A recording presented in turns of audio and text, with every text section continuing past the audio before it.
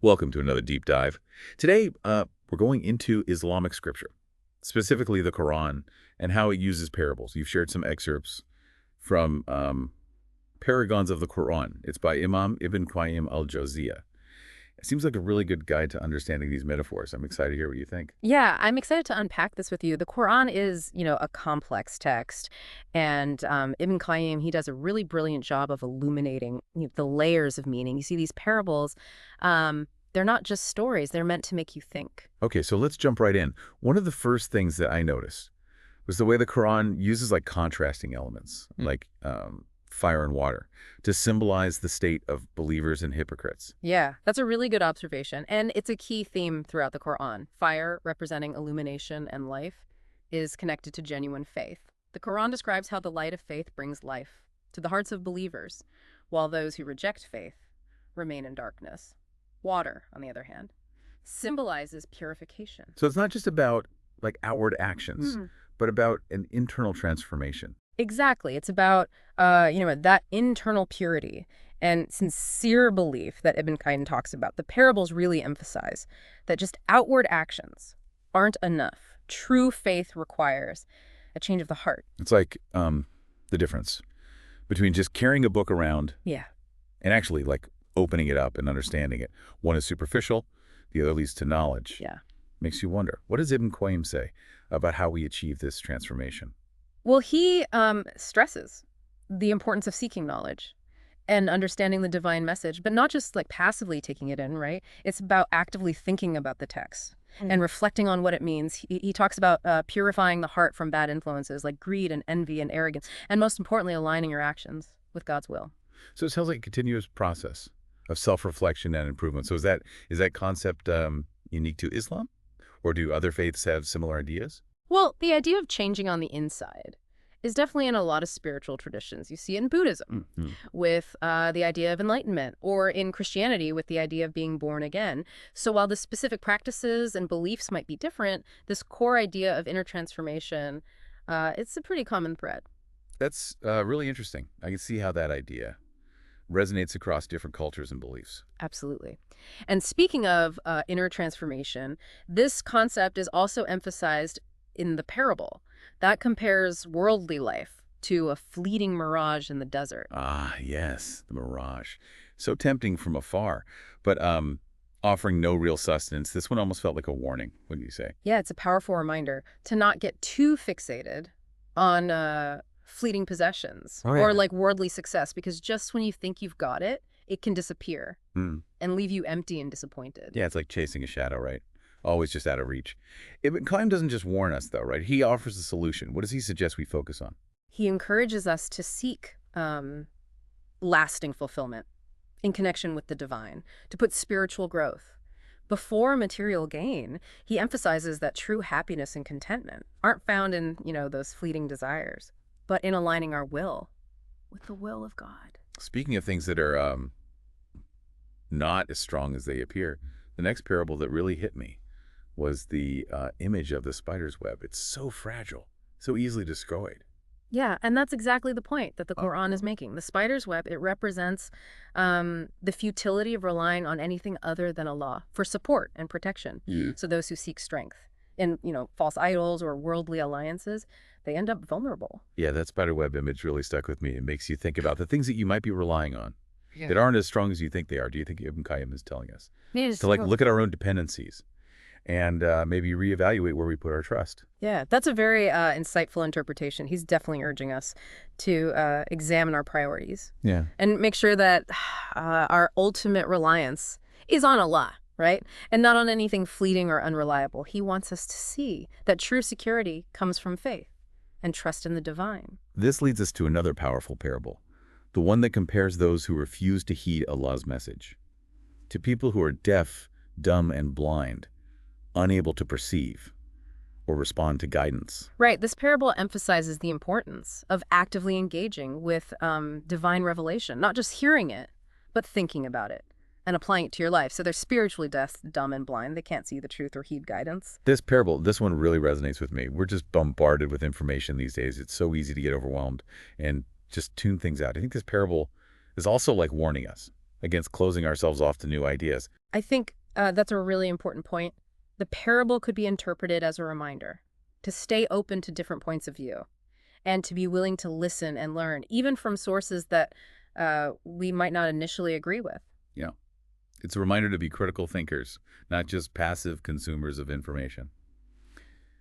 Now, moving on to contrasting parables, we have the good tree and the bad tree.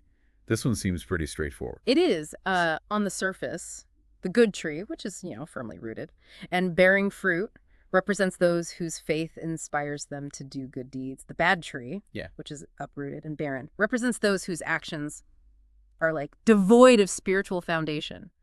But what's really interesting is what Ibn Qayyim says about the roots of these trees. Okay, I'm intrigued. What does he say? Well, he suggests that the roots of the good tree represent knowledge and understanding of the divine. And the deeper the roots, the stronger the tree. So it's not just about doing good things. It's about understanding the why behind them. Yeah, that adds another layer of depth to the parable. It's not just blind faith. It's about informed action. Exactly. And that brings us to the idea of remaining steadfast in faith, which is a recurring theme in Ibn Qayyim's analysis. He acknowledges that even people with knowledge can stray from the right path if they give in to those worldly temptations, right?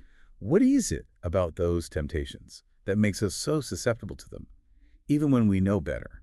Well, that's a question that has puzzled philosophers and theologians for centuries. Ibn Qayyim, he suggests that it's like a human tendency toward wanting things right away, right? Like the allure of what seems easy or pleasurable in the moment. He emphasizes the need for constant effort, to stay firm in your faith and resist the pull of desires that lead you away from Allah. So it's like a constant struggle between our lower desires and our higher aspirations. It sounds like he's kind of advocating for a sort of mindfulness, right?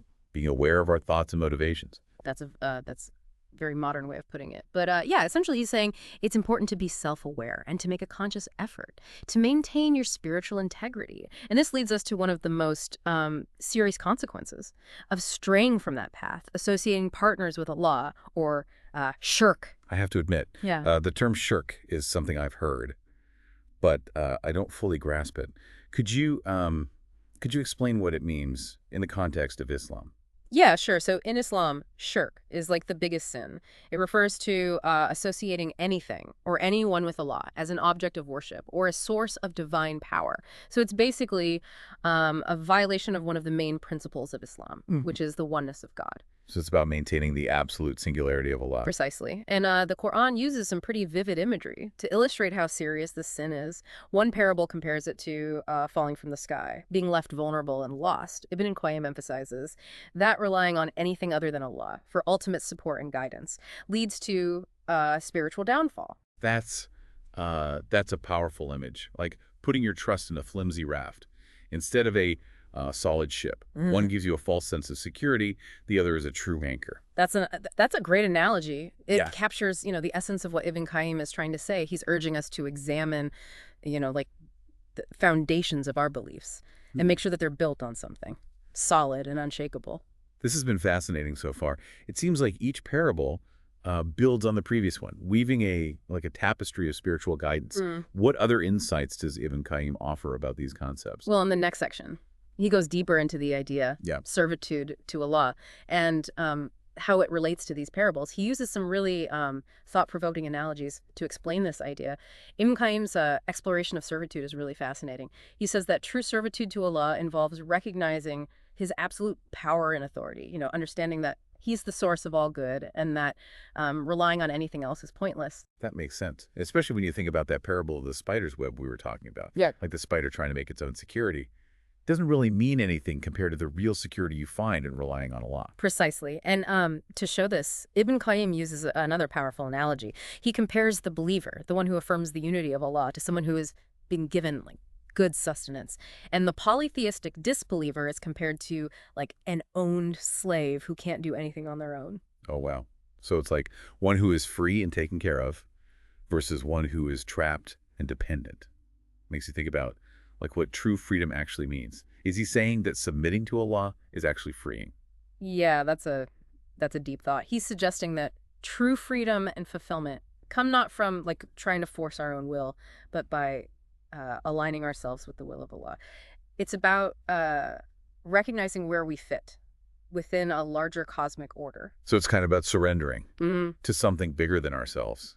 Yeah, that could be a tough concept for some people, especially nowadays with everyone being so individualistic. It can be, but Ibn Qayyim says that this surrendering isn't about like weakness or blind obedience. It's about realizing that our own intelligence and ability are limited, and that by submitting to the divine will, we tap into a source of strength and wisdom that's way beyond our own. That reminds me of the parable about the deaf, dumb, and blind. Is he saying that people who turn away from Allah's message Mm-hmm. are like limiting themselves? Absolutely. They're like people who physically can't perceive Mm-hmm. or respond to the world around them, Ibn Qayyim says. That this spiritual deafness and blindness is even worse than physical deafness and blindness because it leads to ignorance and being lost. It's like they're choosing to live in darkness. Is there any way back from that, according to Ibn Qayyim? He thinks there's always a path to redemption. He emphasizes repentance, asking for forgiveness, and actively turning back to Allah. Sounds like a hard but rewarding journey. This brings up something else I wanted to ask about. He says that true faith requires both knowledge and action, right? Exactly. It's not enough to just understand the teachings. You have to put them into practice. He uses this analogy of a donkey carrying books. So the donkey might be carrying all this knowledge, but it doesn't benefit from it because it doesn't, understand or apply it. That's a powerful image. It reminds me that knowledge without action is kind of like a seed that never gets planted. It has all this potential, but it never grows. Yeah. It's like reading a self-help book and never actually doing anything it says. Exactly.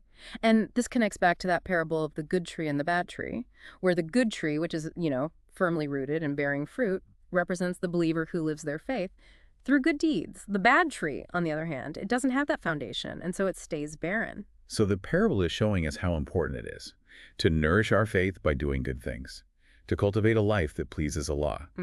What kind of actions would Ibn Qayyim consider good deeds? He emphasizes acts of kindness, compassion, charity, honesty, and justice, just to name a few. He stresses that good deeds aren't just, big gestures. They include everyday things, too, even the way we interact with each other. So it's about approaching every part of our lives with intention and mindfulness. Yes, and remembering that even seemingly small acts of kindness can have a ripple effect. He encourages us to think about how our actions affect others, to cultivate a spirit of generosity and service. You mentioned that Ibn Qayyim uses all these different analogies to illustrate these concepts. Are there any others that really stand out to you? One that I find particularly meaningful is the analogy of the good word and the good tree. So the good word represents the declaration of faith, the Shahada. And the good tree represents the believer who lives in accordance with that declaration. It shows us that the declaration of faith isn't just words, it's a seed that you need to nourish and let grow. So it's about putting faith into practice. Exactly. And the fruit of that tree are the good deeds that come from a heart that is, strongly rooted in faith. Ibn Qayyim, he describes it so beautifully, how a life of faith, like a good tree, provides spiritual nourishment and protection. And it creates a positive ripple effect that benefits not only the individual, but also those around them. So he's advocating for a holistic approach to faith, where your inner beliefs are reflected in your outward actions. Precisely. And this idea of positive influence is contrasted with the parable of the bad word and the bad tree, where harmful speech and actions are compared to a tree that's, uprooted and unstable, unable to bear fruit. It paints a pretty bleak picture of a life that lacks purpose and meaning.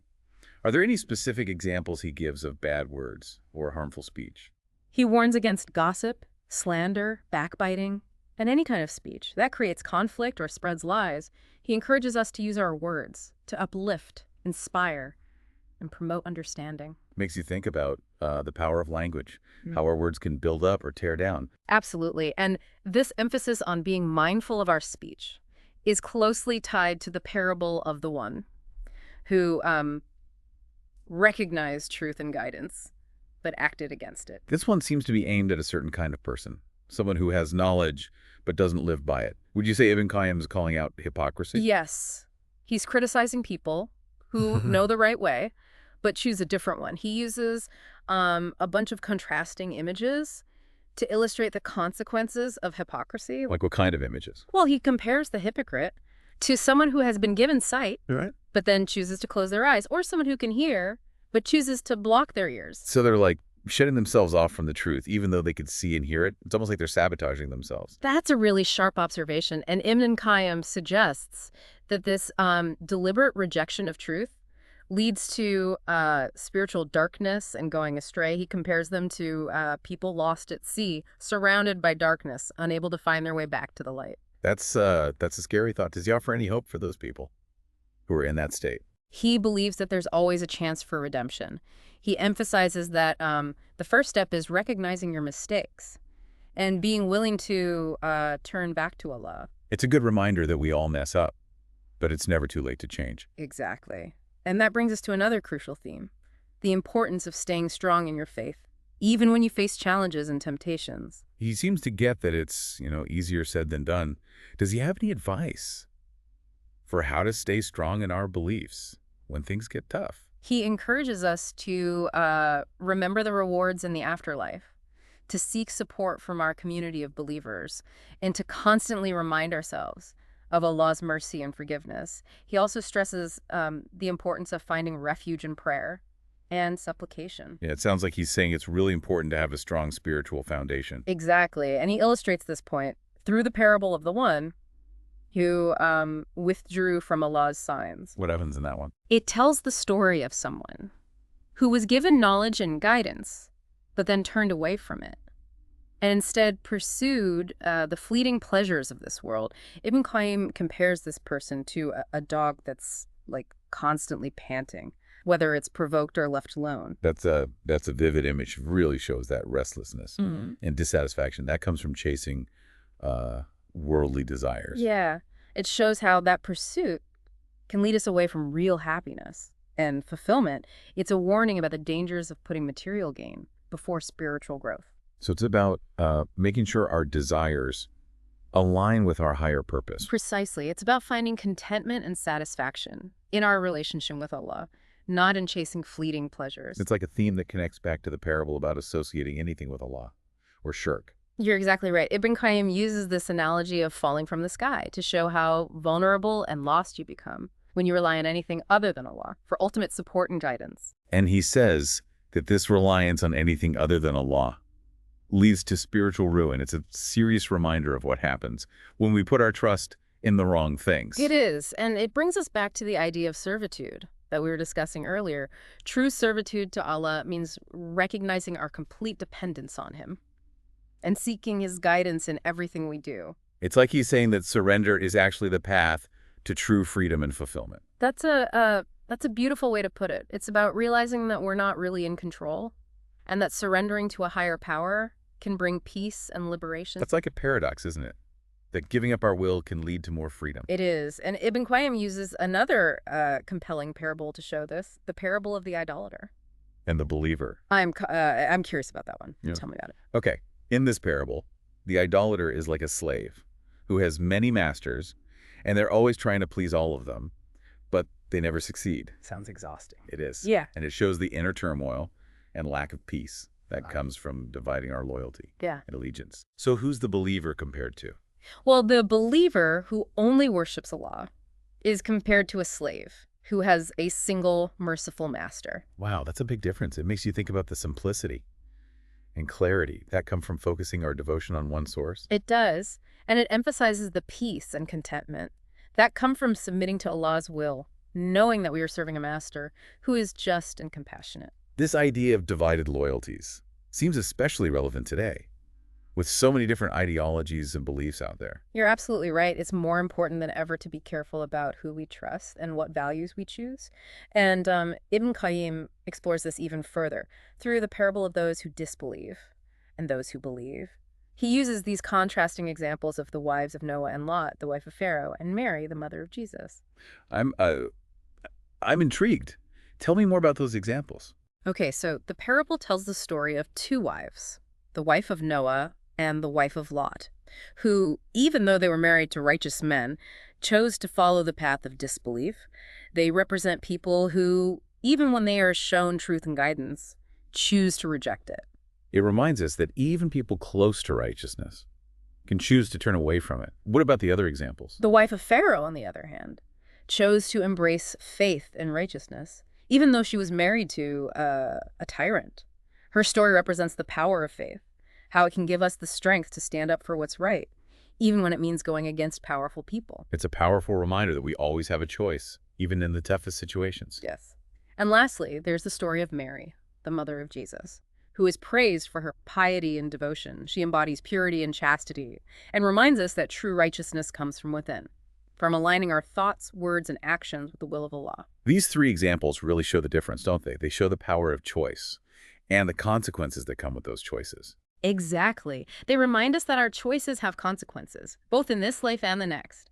And they challenge us to choose the path of truth and righteousness.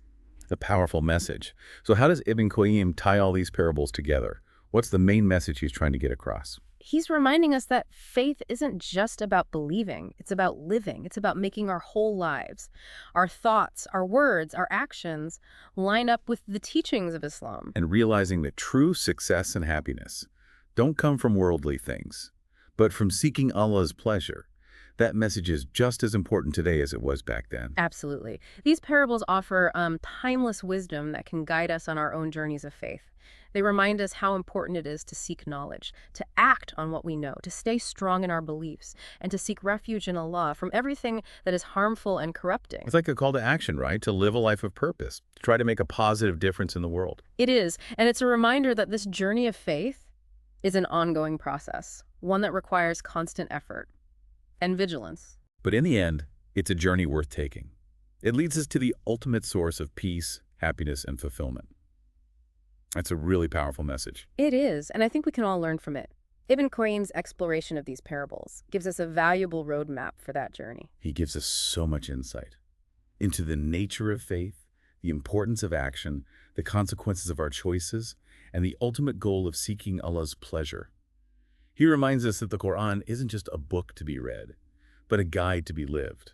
Yes, and the parables are like little windows into the heart of the Quran. They let us see its deeper meanings, connect with its wisdom, and find guidance for our own lives. I'm really struck by how these parables can speak to us on so many different levels. They challenge us, inspire us to act, comfort us when things are hard, and lead us to a deeper understanding of our faith. Yeah, they help us connect with the Quran in a more personal and meaningful way, and to find guidance and inspiration for the challenges we face. It's like Ibn Qayyim is giving us a key to unlock the treasures of the Quran. He's showing us how to read between the lines, right? To understand what the stories and metaphors really mean and how to apply those meanings to our lives. And he does it in a way that's both engaging and makes you think. He uses vivid language, compelling analogies, and insightful analysis to bring these parables to life. It's not just some dry academic thing. It's a journey of discovery and exploration that can lead us to a deeper understanding of ourselves, our faith, and our place in the world. Exactly. And what's so amazing is that Ibn Qayyim doesn't shy away from showing us struggles and challenges that come with faith. He acknowledges that even the most devoted believers can face doubts, temptations, and setbacks. That makes his work so relatable. He reminds us that it's okay to struggle, to question, to seek guidance. It's all part of growing and becoming purified. And it's through those struggles that we can understand ourselves better and our relationship with Allah. He also emphasizes how important it is to seek knowledge and understanding. He encourages us to really think about the Quran's teachings, to contemplate what they mean, and to apply them to our lives. And he reminds us that the Quran isn't just a book of rules, but a source of wisdom, guidance, and inspiration. A book that can speak to us personally, offering comfort, solace, and direction. And these parables, they're like little windows into the soul of the Quran, letting us see those deeper meanings, connect with that, timeless wisdom, and find guidance for our own lives. It's like he's saying that the journey of faith, it isn't something you do alone. We're all part of this bigger community of believers. He encourages us to find wise mentors, people who have knowledge, to learn from their experiences, and to share what we've learned with others, creating a space for open and honest discussions about the challenges we face, the doubts we have, our hopes and dreams. Supporting each other and trying to live meaningful lives. That really resonates with me. Sometimes it's easy to feel lost. We're alone on this path. Exactly. Having a community, people who get it, and can offer support. It's really valuable. It sounds like Ibn Qayyim saying that the best way to learn and grow is through this kind of back and forth, this exchange of ideas. He does. It's not just about passively absorbing information. It's about engaging with it, questioning it, talking about it with others. So it's a more active way of approaching faith. Precisely. And ultimately, it's about realizing that the journey of faith, it's not about reaching a destination. It's about the journey itself, always striving to become better versions of ourselves. Purifying our hearts, Yeah, improving our character, and getting closer to Allah. exactly. And recognizing that every step we take, no matter how small, it's a step in the right direction. That's a really encouraging thought. It is. It takes the pressure off of having to be like perfectly faithful, Yeah. right? We're all work in progress. We are, and that's what's so great about it. There's always room to grow, to learn, to improve. We've covered a lot of ground in this deep dive into Ibn Qayyim's um, Paragons of the Quran. But I feel like, we've only just begun. There's always more to learn, more to explore, more to discover about the Quran. It's a text that it just keeps revealing new things as time goes on. And that's what makes the journey of faith so exciting. It's this lifelong adventure that can take us to amazing heights of spiritual growth and fulfillment. So as we wrap up this deep dive, I want to leave you with something to think about.